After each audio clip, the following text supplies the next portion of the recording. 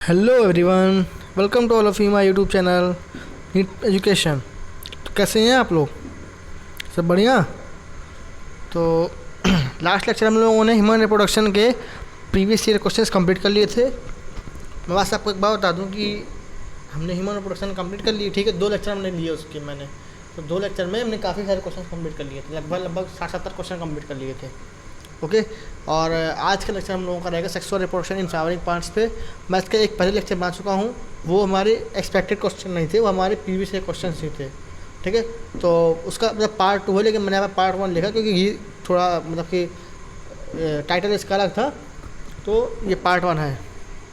इसका थंबनेल मैंने दूसरा लगाया है, इस वजह से इसका पार्ट 1 लिखा है। ओके, टेंशन में लेने की जरूरत नहीं है, पार्ट 2 है। वैसे पार्ट 1 हमारा हो चुका है और ये पार्ट 2 है। इस पर भी हम मतलब उसके आए क्वेश्चन करेंगे, वो वाले क्वेश्चन नहीं करेंगे। वो जो हो चुके हैं उधर उसमें थे, अभी इसमें दूसरे रहेंगे। ओके, तो तैयार है आप सभी लोग? चलिए स्टार्ट करते हैं सेशन, और वीडियो को लाइक और चैनल सब्सक्राइब करना ना भूलें। तो let's start session. Our first question is hilum is a scar on the. किस में हाइलम स्कार है? फ्रूट में जहाँ पर स्टाइल प्रेजेंट होता है, सीड में जहाँ माइक्रोपाइल प्रेजेंट होता है, seed where funicle was attached, fruit where it was attached to the pedicel. Hilum is a scar on the. Hilum किस में स्कार होता है? 30 सेकंड का टाइम है, सोच लीजिए answer.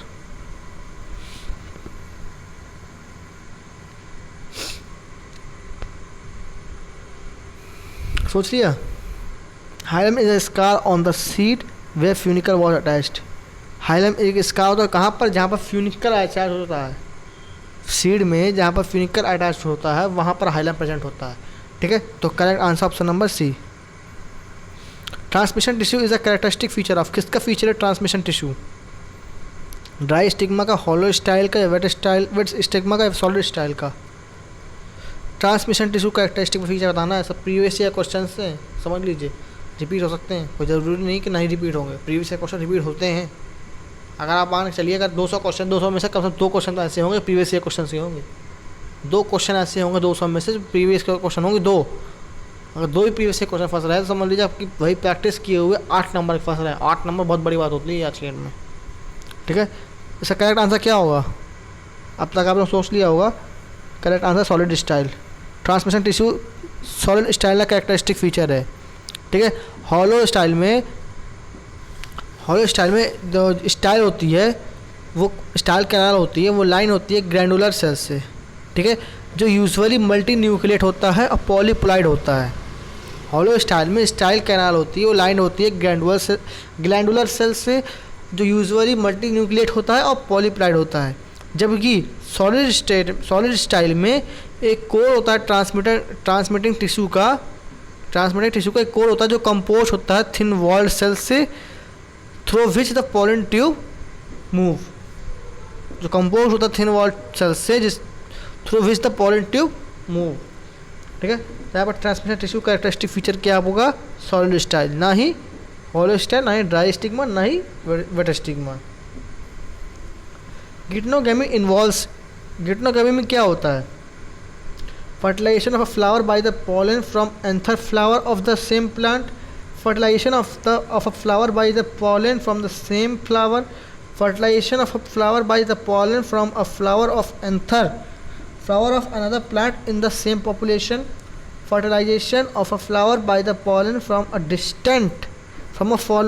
flower of another plant belonging to the distant population. Geitonogamy में क्या होता है बताइए? Fertilization of a flower by the pollen of another flower of the same plant, मतलब कि उसी प्लांट में 2 फ्लावर से मान लीजिए, एक ऊपर एक नीचे मान लीजिए, ठीक है। उसी प्लांट में दो मतलब अलग अलग फ्लावर, उसी प्लांट में 2 अलग अलग फ्लावर का फर्टिलाइजेशन गिटनोगेमी कहलाता है। ऐसा में, और अगर एक ही मतलब कि उसी प्लांट में उसी फूल में अगर फर्टिलाइजेशन हो तो वो ऑटोगेमी कहलाता है। और अगर अलग अलग मतलब कि प्लांट में अगर फर्टिलाइजेशन हो, मतलब अलग अलग प्लांट में अगर फर्टिलाइजेशन होगा तो वो जीनोगामी कहलाता है। ये तीनों में डिफरेंस होता है। मैं फिर से बता दूं, गिटनोगामी क्या होता है कि एक ही प्लांट में जब 2 फ्लावर प्रेजेंट होते हैं और उन दोनों फर्टिलाइजेशन होता है, और जब एक ही प्लांट में एक फ्लावर में ही फर्टिलाइजेशन हो जाता है, सेल्फ फर्टिलाइजेशन होता है, उसको ऑटोगेमी कहते हैं। और जब अलग अलग प्लांट में अलग अलग फर्टिलाइजेशन होता है, मतलब कि जैसे हमारे 2 प्लांट है और उन दोनों के फ्लावर में अलग अलग 2 प्लांट हैं, उन दोनों के अलग अलग फ्लावर में फर्टिलाइजेशन होता है, जीनोगैमी कहलाता है। ठीक है, यहाँ पर correct answer option number A होगा। Pollen tablets are viable in the market for in vitro fertilisation, breeding programmes, supplementing food, ex situ conservation. Market में कैसे अवेलेबल हैं pollen grains, pollen tablet? These are available in the form of supplementing food. ठीक है, जो pollen मतलब grain होते हैं वो न्यूट्रिएंट्स रिच होता है, उसमें मतलब न्यूट्रिएंट सबसे ज़्यादा होता है, जिसकी वजह से जो मतलब एथलीट्स होते हैं या फिर हॉर्सेस होते हैं उनको दिए जाते हैं। ठीक है, उसमें प्रोटीन की मात्रा 7 से 26% होती है, 7 से 26% प्रोटीन होता है, कार्बोहाइड्रेट 24 से 48% होता है, फैट 0.9 से 40.5% तक होता है पॉलन ग्रेन्स में। ठीक है, वो टैबलेट और सिरप के फॉर्म में लिए जाते हैं हेल्थ को इम्प्रूव करने के लिए। क्या है, टैबलेट और सिरप के फॉर्म में लिए जाते हैं हेल्थ को इम्प्रूव करने के लिए, और परफॉर्मेंस को भी इम्प्रूव करने के लिए जाते हैं। जो एथलीट्स दौड़ते हैं उनके लिए भी इम्पॉर्टेंट होता है, मतलब वो भी लेते हैं, और हॉर्सेस को दिए जाते हैं, जो रेस में दौड़ते हैं हॉर्सेस उनको मेनली दिए जाते हैं पॉलन टैबलेट्स। ठीक है, यहाँ पर सप्लीमेंट्री फूड की तरह पॉलन टैबलेट्स का यूज़ किया जाता है।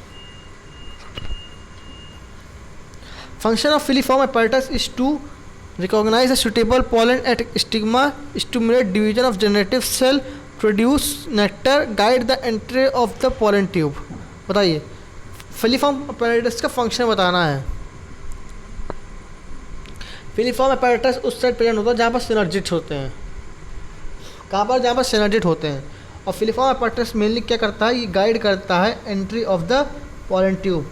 पोलन ट्यूब की एंट्री को गाइड करता है कौन? Filiform apparatus। ठीक है, नरिशमेंट ही प्रोवाइड करता है ये।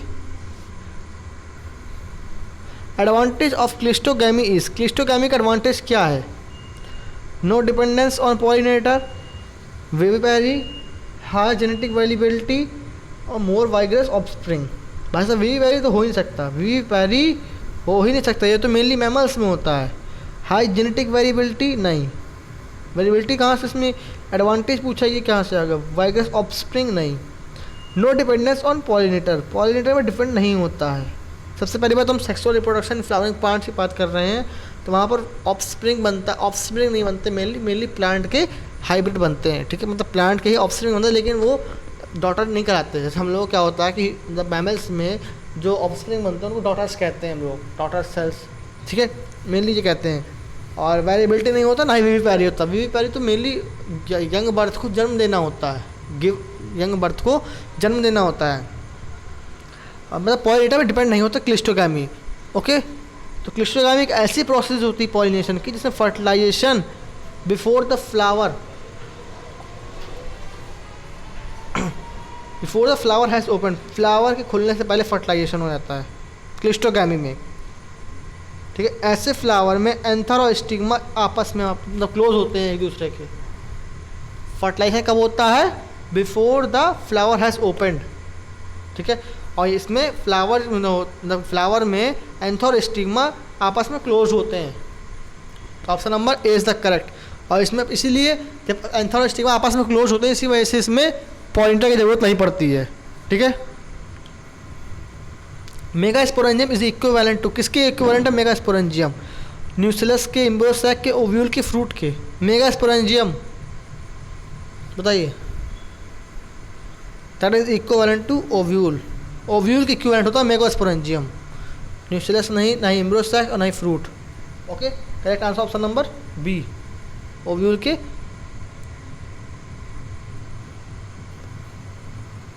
विच one of the following statement is correct, कौन सा सही है?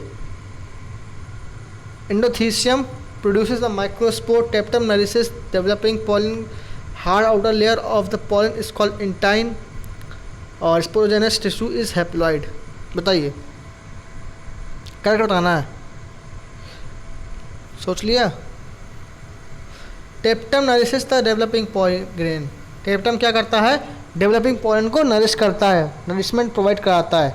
ठीक है, टेप्टम is the inner most wall layer होती है।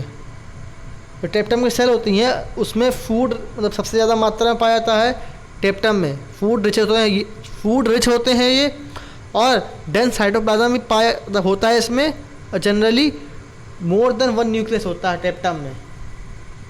फिर से बता दूं अगर मैं, टेप्टम का जो इनर मतलब कि टेप्टम इनर मोस्ट वॉल लेयर होती है, टेप्टम के सेल्स जो होते हैं उसमें फूड रिच होते हैं वो, और डेंस साइटोप्लाज्म होता है उसमें, ठीक है, और जनरली एक से ज़्यादा न्यूक्लियस होते हैं टेप्टम में। तो correct answer option number B.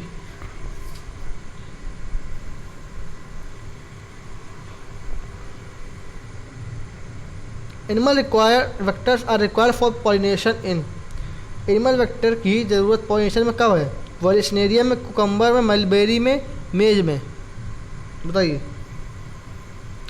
Animal vectors are required in cucumber, cucumber में एनिमल वेक्टर की ज़रूरत होती है। क्यों? क्योंकि वॉलिशनेरिया में पॉलिनेशन वाटर के द्वारा होता है, और जबकि मेज और मलबरी में पॉलिनेशन विंड के द्वारा होता है, और कुकम्बर में एनिमल के द्वारा पॉलिनेशन होता है, इसीलिए हम उसमें एनिमल की ज़रूरत पड़ती है। ठीक है, तो करेक्ट आंसर ऑप्शन नंबर सी।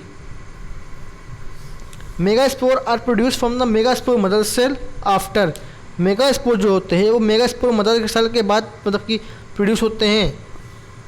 कब मतलब किसके बाद होते हैं बताइए? मियोटिक डिवीजन होती है उसमें पहले, या फिर thick wall formation of thick wall होती है, डिफ्रेंशिएशन होता है, या फिर मियोटिक डिवीजन होता है, बताइए। Megaspores are produce from the megaspore mother cell after, सोचिए कौन सा आंसर करेक्ट होगा? Megaspores are produce from the megaspore mother cell after meiotic division, meiotic division के बाद मेगास्पोर मदर सेल बनता है मेगास्पोर से। ठीक है, मेगास्पोरोजेनेसिस प्रोसेस जो होती है वो एंथर में होती है, और माइक्रोस्पोरोजेनेसिस प्रोसेस होती है एंथर में, मेगास्पोरोजेनेसिस प्रोसेस होती है ओव्यूल में। ठीक है, तो इसने कहा है मेगास्पोर मदर सेल कैसे बनता है? मियोटिक डिवीजन से बनता है। ओके, तो correct answer option number D. Which one of the following statement is correct, कौन सा सही है? Cleistogamous are flower are always autogamous, xenogamy occur by wind pollination, chasmogamous flower do not open at all, और flower geitonogamy involves the pollen and stigma of flowers of different plant। कौन सा correct है बताइए?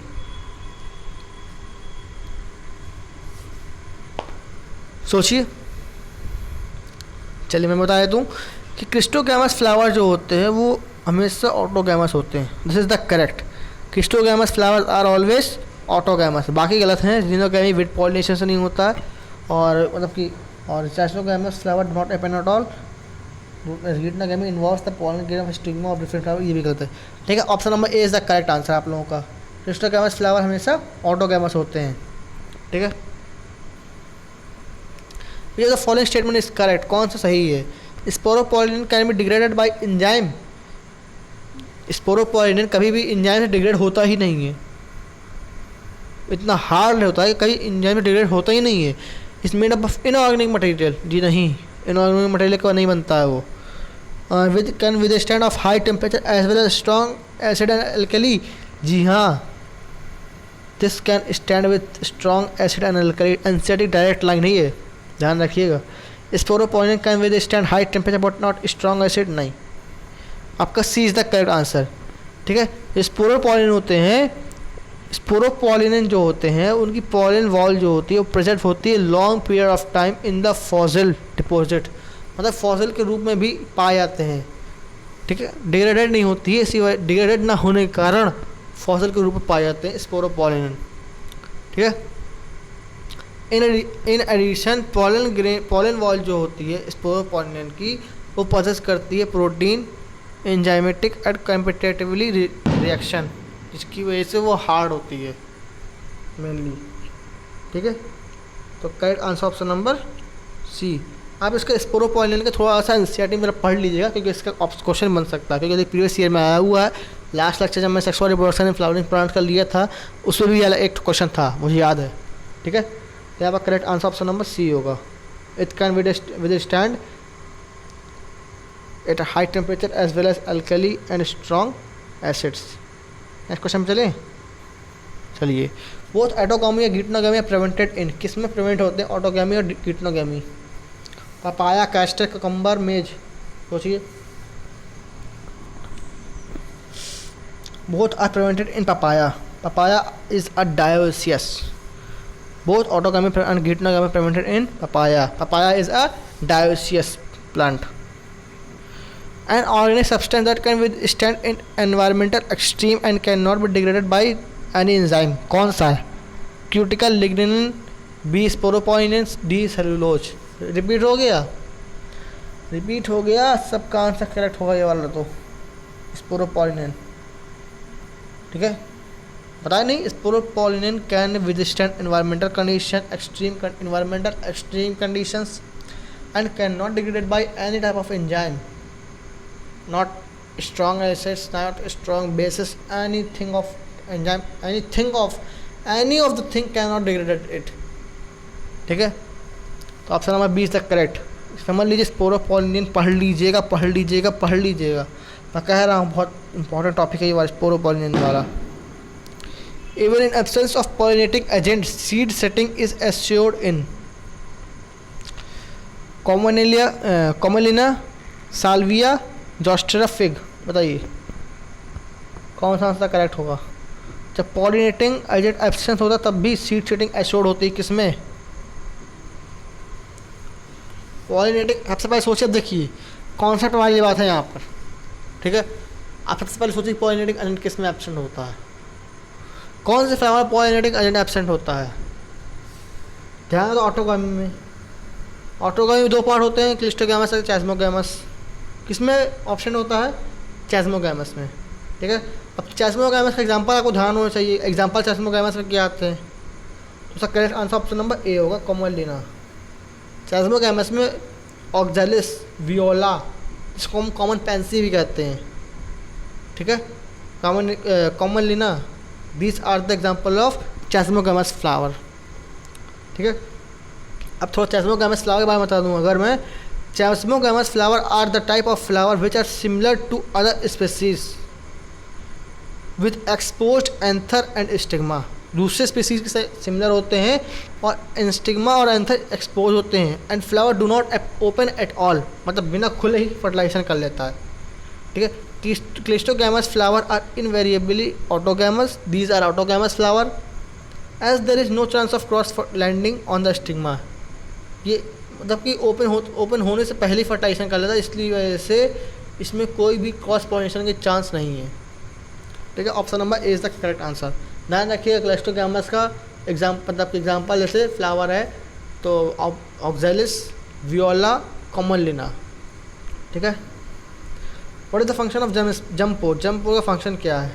Emergence of radicle, absorption of water for seed germination, initiation of pollen tube, release of male gamete. Jump pore का function बताना है. बताइए. The function of the jump pore is the initiation of pollen tube. Jump pore का function क्या है? Pollen tube को initiate करना.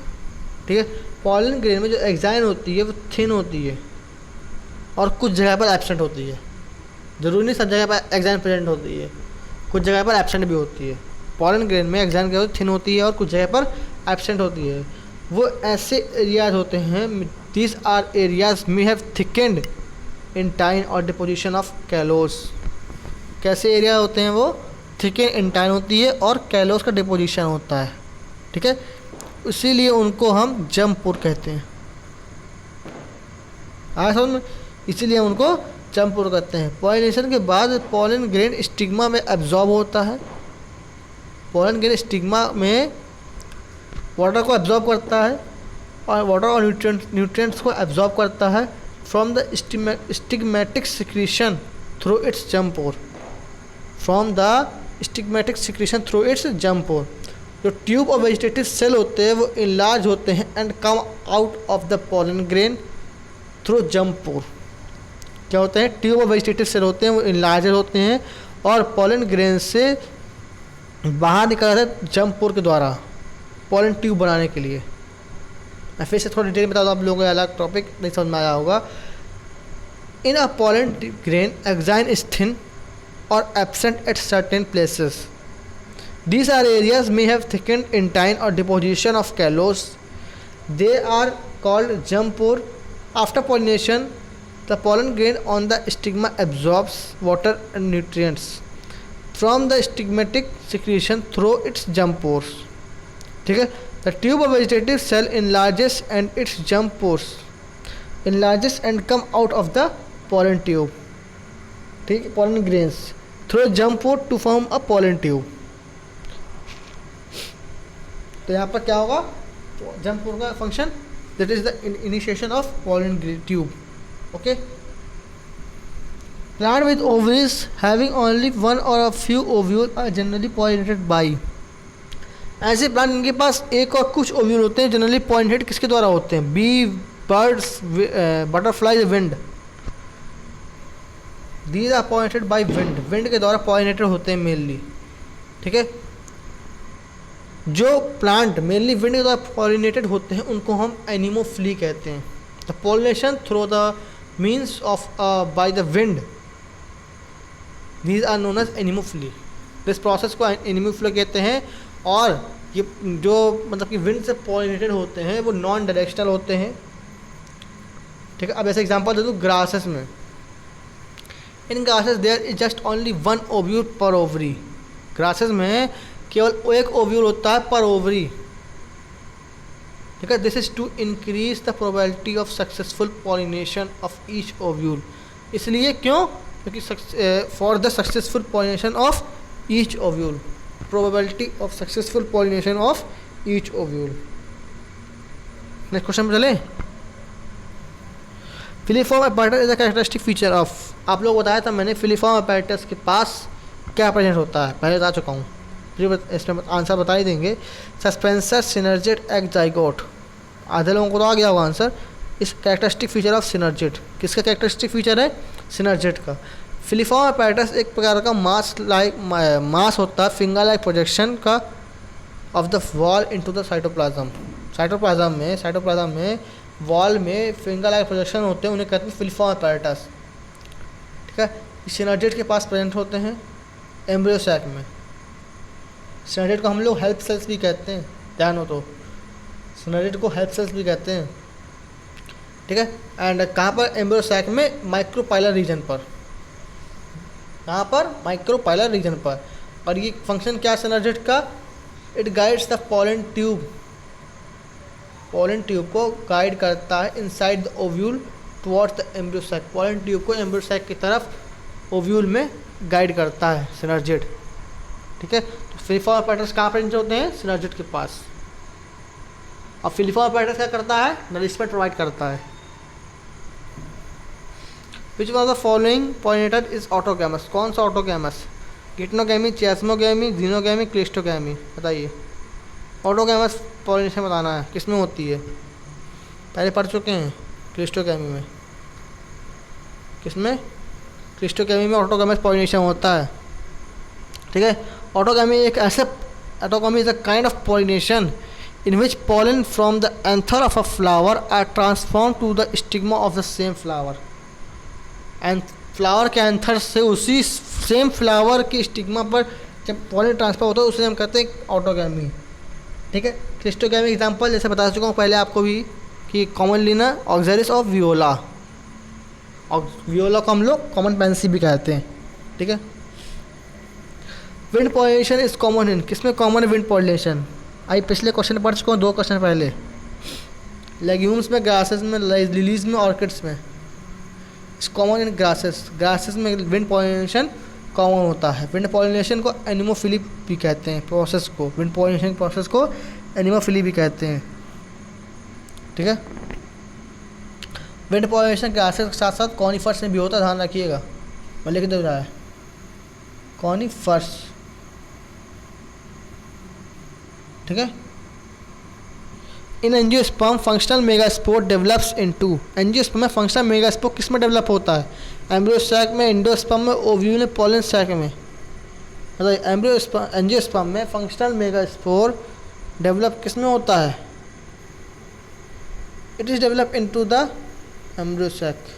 Angiosperm में फंक्शनल मेगास्पोर डेवलप होता है एम्ब्रियो सैक में। ठीक है, एंजियोस्पर्म में functional megaspore first cell of the female gametophyte होता है।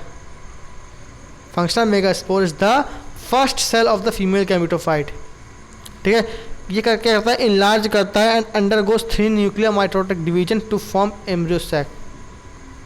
Function megaspore enlarges and undergoes 3 nuclear mitotic division to form embryo sac. 3 mitotic division के बाद एम्ब्रियो सैक बनाता है। ठीक है। Transfer of pollen grain from anther to the stigma of the another flower. भाई साहब सेम प्लांट, बता सको आंसर पहले भी। Xenogamy, karyogamy, geitonogamy, autogamy. Flower दूसरा है लेकिन प्लांट सेम है, ध्यान रखिएगा। तो गिटनोगेमी। ऑटोगेमी में फ्लावर भी सेम है, प्लांट भी सेम है। जीनोगेमी में फ्लावर भी दूसरा है, प्लांट भी दूसरा है। ठीक है, ऐसे याद कर लीजिए चाहे। ऑटोगेमी, जीनोगेमी में कितने क्वेश्चन? 3 क्वेश्चन आ चुके हैं अभी तक। दिखा चुका हूँ इसी लेक्चर में, 3 क्वेश्चन दिखा चुका आप लोगों को। बढ़े आगे चलिए। Wind pollinator flowers are small brightly coloured producing large number of pollen grains, small producing large number of dry pollen grain, large producing abundant nectar and pollen, small producing nectar and dry pollen। बताइए wind pollination are क्या होता है? Wind pollination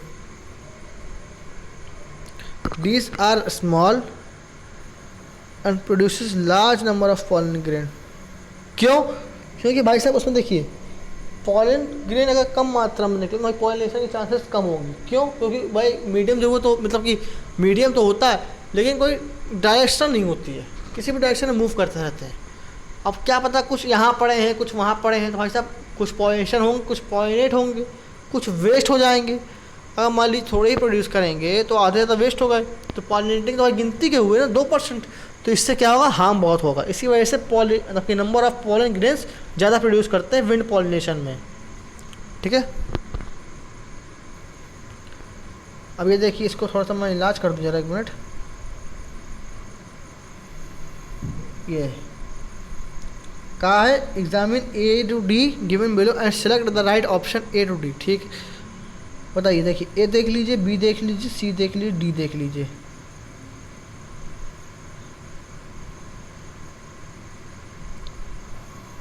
ठीक है, answer बताइए।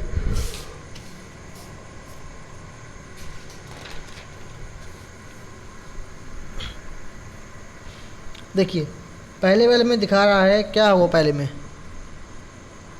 Water hyacinth दिख रहा है। वाटर हाइसेंथ में क्या होता है? ऑफसेट होता है। वाटर हाइसेंथ में ऑफसेट होता है। ये क्या है? ऑफसेट होगा इसमें। ठीक है, दूसरा वाला क्या होगा बताइए? एंथ्रोडियो 4 है दूसरा वाला। किसमें होता है एंथ्रोडियो 4? एंसाइडियम डायग्राम है।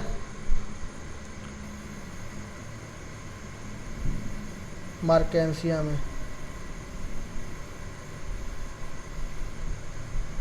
ठीक है, तीसरा वाला बताइए क्या दिख रहा है आपको? एंटीपोडा सेल है ये तीसरे वाले। 3 एंटीपोडा सेल, नीचे वाले 2 पोलर न्यूक्लियाई, फिर ये फिलीफॉर्म एपैरेटस एग सेल और यहाँ पर सिनर्जिड। ठीक है, तो क्या एंटीपोडा सेल है? किसमें होते हैं antipodal cell? Mature embryo sac. ठीक है, अब ये बताइए क्या है ये? It is oogonium. किसमें होता है? कारा में। ठीक है, ए वाला तो ऑफसेट हो गया। तो अब ऑप्शन तो भाई देख के मिल गया पहला वाला। तीसरा ऑप्शन करेक्ट होगा। ऑफसेट किस में होता है? ध्यान रखिएगा, ऑफसेट किस में होता है? वाटर हाइसेंथ में। जैसे इकॉर्निया, किस में? इकॉर्निया। आपको दिखा दूँ, ये लिख के था ये। जस्ट सेकंड, 1 मिनट रुकिएगा। किस में? इकॉर्निया में। और एंथ्रीडियो 4 किस में होता है? मार्केंसिया में। किसमें? मार्केंसिया में। क्या होगा ये? Eichhornia.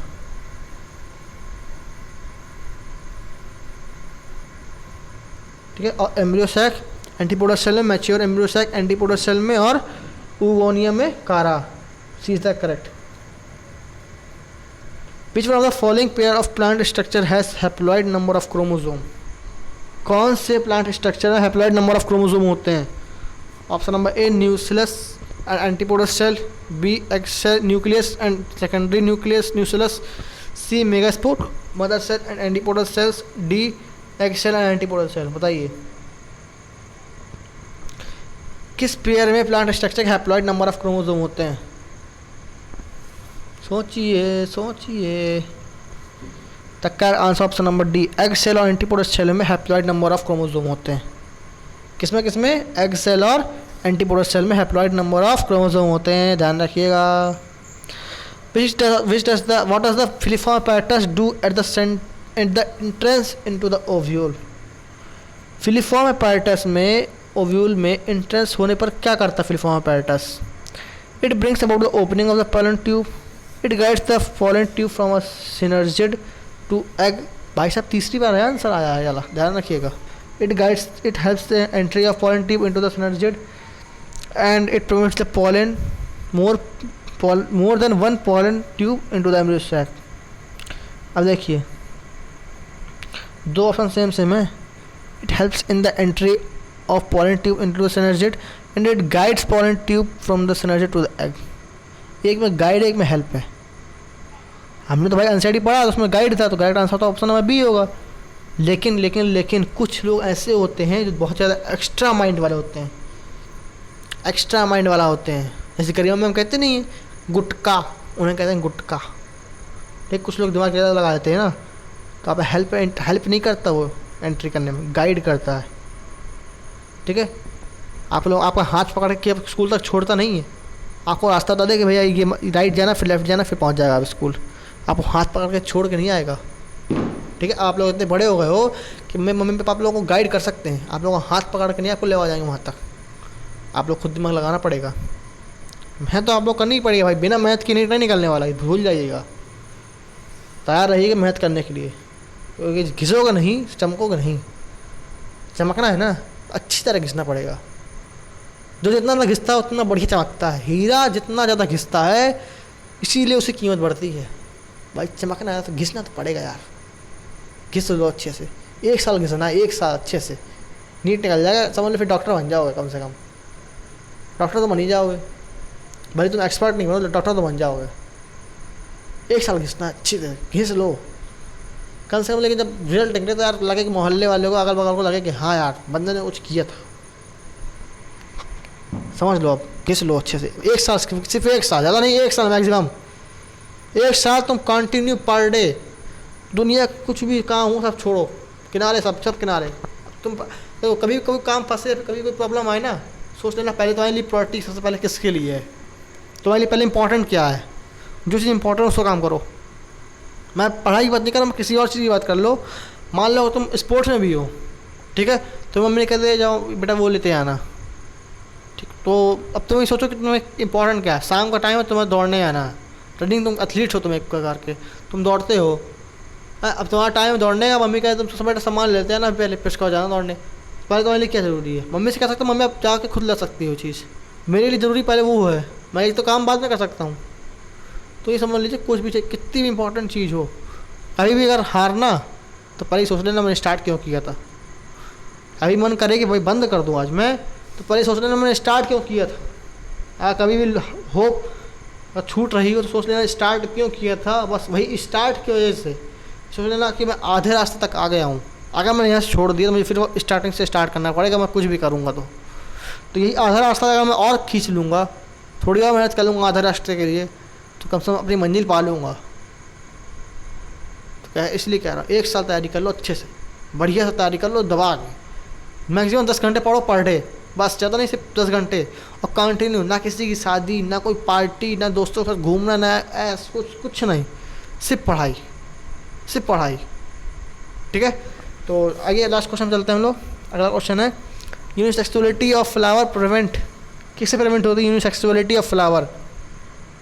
गिटनोगैमी but not xenogamy, autogamy या geitonogamy, autogamy but not geitonogamy, both geitonogamy और जीनोगैमी।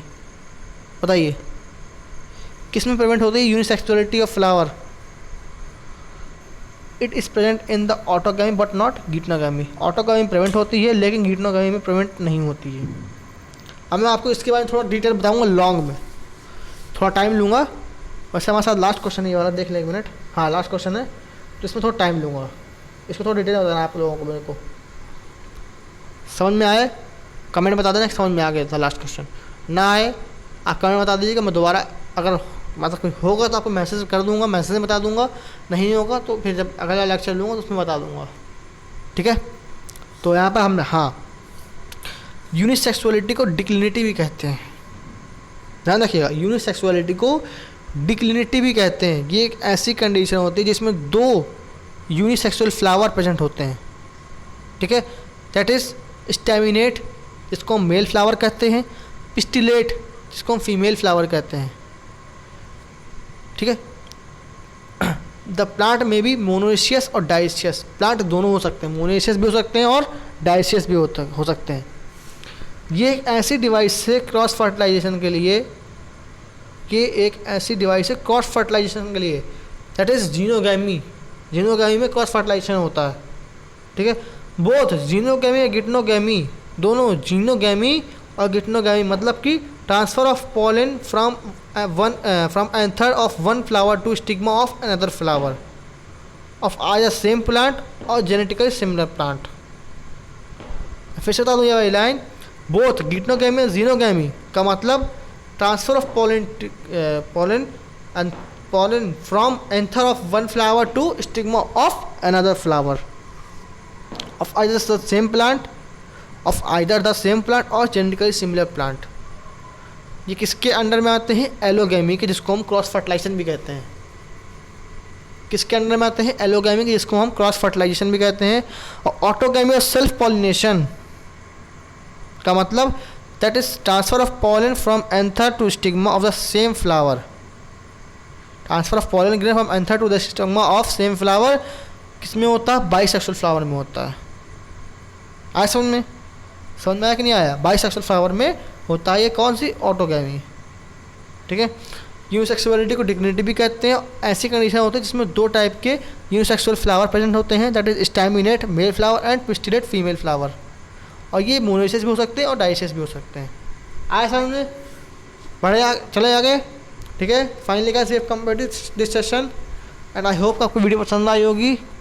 और अंत में यही बोलूँगा कि भाई यार थोड़ा लाइक सब्सक्राइब तो करते जाओ कम से कम। ऐसा ना करो कि यार भाई की थोड़ा मदद करते जाओ, लाइक सब्सक्राइब करते जाओ, हमें भी अच्छा लगता है, ठीक है। और एडवाइस यही दूँगा कि लर्न एवरी डे, थोड़ा थोड़ा ही पढ़ो लेकिन पर डे पढ़ो यार। कछुए धीरे धीरे चलता था भले ही, लेकिन रेस उसने जीती थी। खरगोश ने स्पीड में चला लेकिन रुक गया, और रुक गया ना तो समझ लो बहुत बेकार हो जाएगा। क्योंकि अगर तुमने एक दिन का भी गैप किया तो तुम्हारी स्ट्रेटजी है पर डे की कि इतने टाइम पर उठना है, इतने टाइम पर ये पढ़ना है, इतने टाइम पर ये पढ़ना है, वो बहुत बेकार हो जाएगी, ठीक है। तुम सोचो कि भैया संडे है सो लूँ, कल पढ़ लूँगा, कल नहीं आता भाई साहब। जिसने कल किया तो परसों किया, परसों किया तो कभी किया ही नहीं। ध्यान रखिएगा और पढ़ाई करते रहिए। All the very best, good luck for your exam, NEET exam. Bye bye guys, मिलते हैं नेक्स्ट वीडियो में।